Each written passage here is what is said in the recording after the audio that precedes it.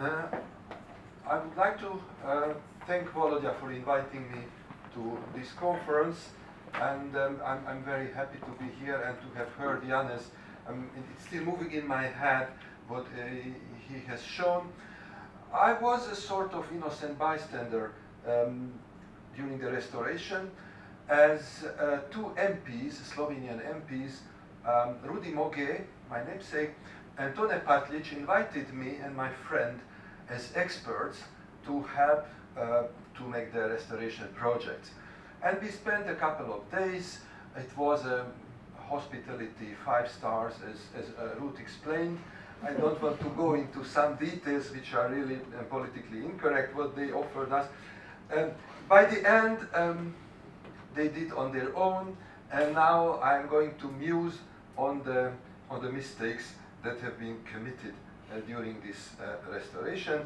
I'm going to discuss it on different levels: the level of interior and structure interpretation, exterior and volumes, surfaces, immediate environment of the building, the urban level, the synagogue in the image of the city, and then summary. First, I have to locate this synagogue in the context of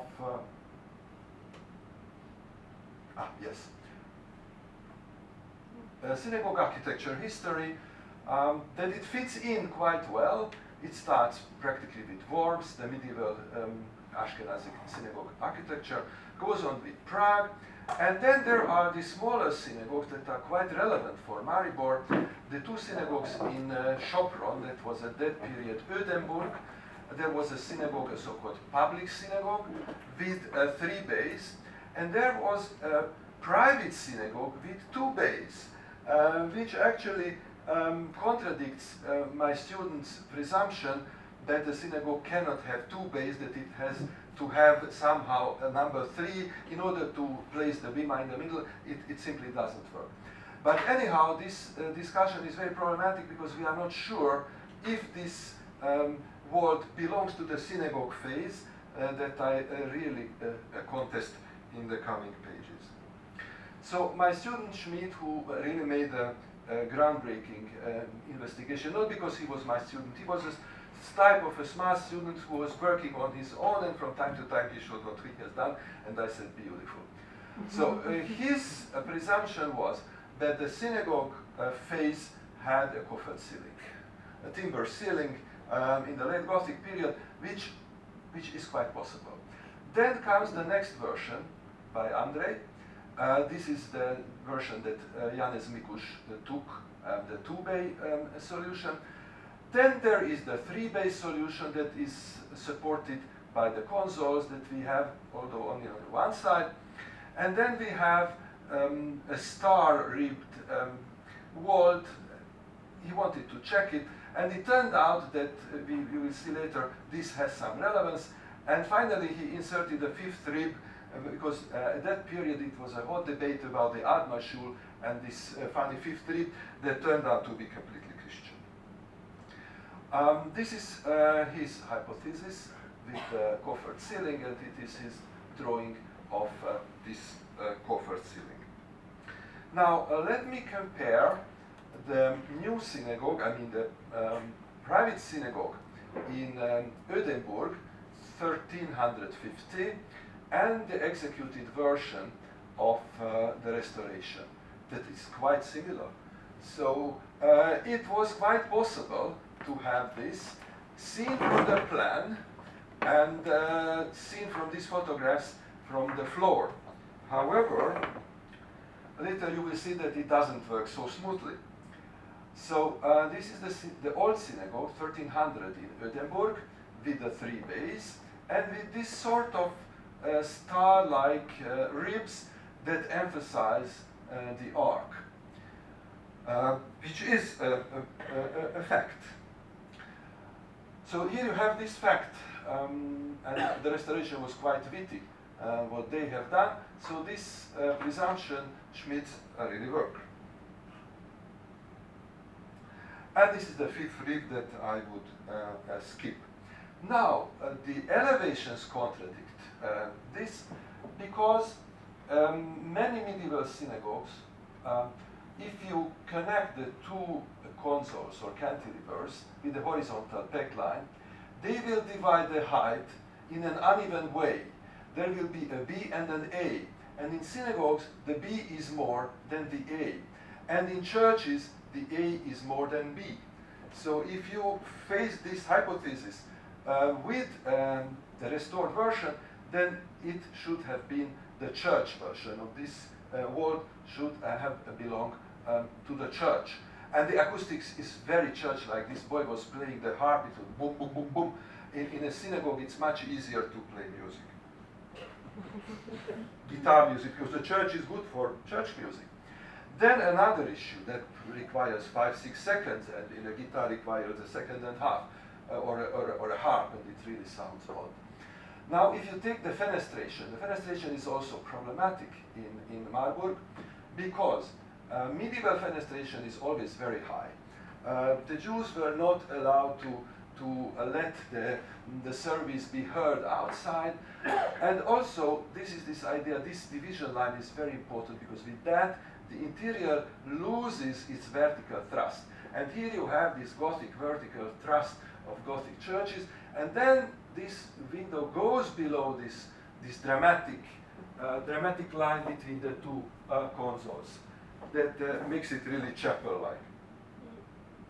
Now about restoration, we advised people in Maribor, Mr. Mikuj, to show what is original and show what is a facsimile, which is a stone that didn't exist before. And he refused the idea. Perhaps he had a good stonemason whom he wanted to imply, I really mean. While in Sopron in the 1860s, 61, 62, they made this correctly. Authenticity is really observed strictly. So where you have a rib, you put a rib. When you don't have the rib, you leave it empty. And in order to support all this, there is this eggshell, and this eggshell is a very thin reinforced concrete structure. And then this opens the opportunity to show the roof structure, the genuine, partly preserved roof structure.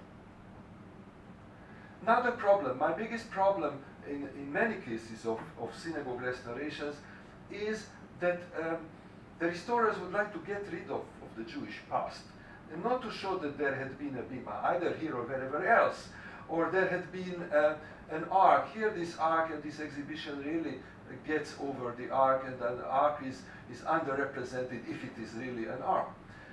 Here in Sopron, it is heavy-handed. So this bima is medieval cast iron bima turned into a timber bima with thick boards, and it looks a bit odd. But anyhow, this is giving you the authenticity, and a bit it looks like a ruin, but with this you can represent different layers. Now I have problems with the Ezrat Nashim. The Ezrat Nashim, of course, wasn't in the main prayer room. It was really a naive idea of the restorers. If it had been at all, it should have been like slots. This is the situation in the Sopron synagogue, and many synagogues do have these slots in the wall that in a way also stop this vertical thrust. Because what is interesting is not only vis-a-vis towards the Ezrat Nashim, this is the Ezrat Nashim, and then these ladies could see the Torah on the bima. Yeah? Didn't see the pretty bow hairs here around, but they saw that. So these slots might have been here, and it's given, there is this upper floor, lower floor, so perhaps had they dug more thoroughly, they might have found these slots. And this is an interesting case in the new synagogue in Sopron, 1350, where women stayed outside, and there is a record that they were listening to the service through this window, so they had no this part here. Because with that, now here we have this horror. I mean, you have a synagogue which is dwarfed by this big square, yeah? So which is absolutely against any historic logic, and this is the situation today with these problematic modernist buildings, which are not high, but the language, the material, the surface is really destroying this harmony between the Židovski stolp and the Molilnica. Yeah, this is the building that I was talking about. Of course, it's a problem. How do you open the eastern wall if you retain the old building? But it could have been retained partially as a ruin or somehow hinted in some other ways. Now, my biggest sorrow is that here you have this Jewish square, so-called, from which the synagogue is looking really very bad. It looks like a peasant house with these windows almost until the floor, while I would suggest, if there is an ongoing research and restoration of the cemetery, to lower the level here of the floor. And with that, you get a more credible medieval looking synagogue in terms of proportion. Of course, when they changed the vault from the from the 3-bay to the 2-bay, they raised the angle of the roof, which really looks funny. If you compare it to the original condition, this is the original condition, and this is the square that really ruined the synagogue's immediate environment. With this, it looks like badly designed industrial buildings, but they are not. And with that, and this was painted white instead of. We were also suggesting not to paint the walls, the interior walls. We saw them. We saw the bricks. We saw the stone. It was really a tele-story of history of Maribor, but they wanted to have it because of so-called acoustic reasons, but it had been much better in terms of acoustics had this stone remained. Now, just a comparison very shortly with Sopron. Sopron had the Jews in the very heart of the city. It is the main street, which was also the Jewish street, 13th century, 15th century, but the synagogue is inside, and these Jewish houses, these are the Jewish houses here with light blue, with dark blue. Here you have this Jewish street, and this is in the moment the Holocaust exhibition of the perished Sopron Jews. I'm not sure that I like it, but it is pretty eye-catchy. And then you have the other synagogue, the private synagogue, which is also accessed from the courtyard. You enter here, you face this gate, then you have a doorway. From the doorway, you get into a courtyard, and from the courtyard, you get into the building.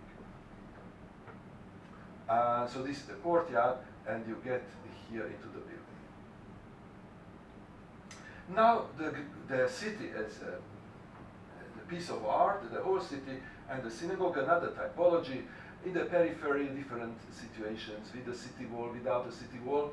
And then we have Ödenburg on the main street, and we have Sopron in the south, Marburg on the southeastern tip of the city, not far from this fortification.